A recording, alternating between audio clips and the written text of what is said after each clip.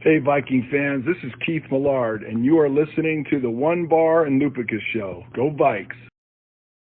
All right, welcome back to the One Bar and Lupicus Show. I'm One Bar, and this episode we'll be talking about 3 Vikings that could be on a short leash early in this season as far as getting yanked for possibly somebody better or possibly somebody much worse, as we've seen in the past when the Vikings have tried to make some changes. But hey, this season can go off the rails very, very quickly. We are 0-1 going to a very good Arizona Cardinals team and then Seattle. So, yeah, we will see. So there might be some drastic changes that need to be done early in the season.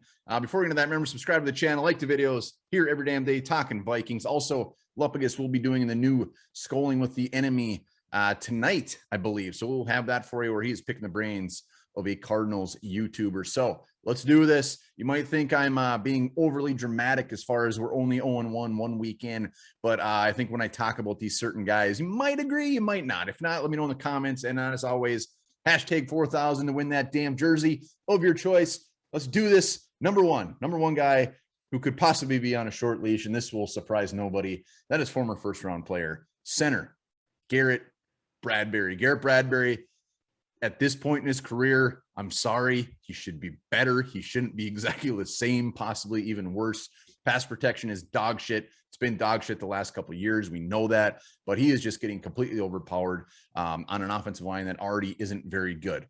At this point, yeah, it's probably fair to say that Garrett Bradbury is a big old bust. You take a center, it takes balls to take a center as early as round 2. When you take one in round 1, you better not be good. You better not be average. You better be all pro material. And unfortunately, Garrett Bradbury has not lived up to that. I loved the Garrett Bradbury pick when it happened. I could have never foreseen him being this bad, but got to look at it. He is a huge liability in between 2 guys that aren't overly great either. So options, you got Mason Cole back there. Is Mason Cole the answer? Is Mason Cole great? Absolutely not. Could he be a tiny bit of an upgrade? Maybe. He didn't look that bad in preseason. If this was one that would the plug would get pulled, it's going to take a couple more weeks, and it's going to take some disastrous outings by Garrett Bradbury. But he's going against a pretty good Arizona Cardinal team next week, and it's not off the table. Another one aside from Mason Cole, Wyatt Davis. I mean, they threw him in at center, probably most likely just for a body this training camp, but definitely an option as well. So Garrett Bradbury should be on a short leash, and we will see what happens in the next coming weeks. It's painful to say. It is so painful to say that for a first-round center. Next guy on a short leash, let's just move over one spot. Oli Udoh, right guard. Not a great performance. I mean, I still got high hopes for this. I won't say high hopes. I have hopes for this guy to be a good offensive lineman, whether that's good being a depth player or good being a starter ideally. Guard play was gross. Everybody saw it. And Wyatt Davis, we know, is just chomping at the bit to get in there. I think this is probably one of the more realistic ones that could be pulled early this season, is where Wyatt Davis goes in there at some capacity. I'm just going right guard because that's where he belongs, and that's where the Vikings should keep him. Getting him in there and Darrisaw coming back gives Vikings a little bit of hope as far as the offensive line. But again, like the Bradbury, if there's some disastrous performances in the next couple of weeks, they cannot go ahead with these guys. So Wyatt Davis is the one that makes complete sense. And number 3, last but not least, Rashad Breeland, cornerback, got handed that starting job, had a very rough week, pass interference, got smoked a couple times.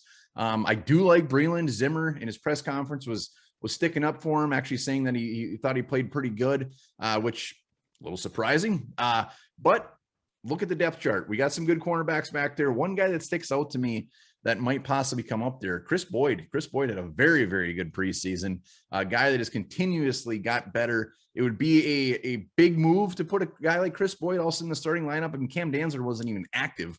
Who knows what's going on there? So Chris Boyd is the one that makes sense. But again, it's early. If these were to happen, I wouldn't see it next week, probably not even the week after. But if they start off 0-3, 1-2, 0-4, shit's got to change. Zimmer knows.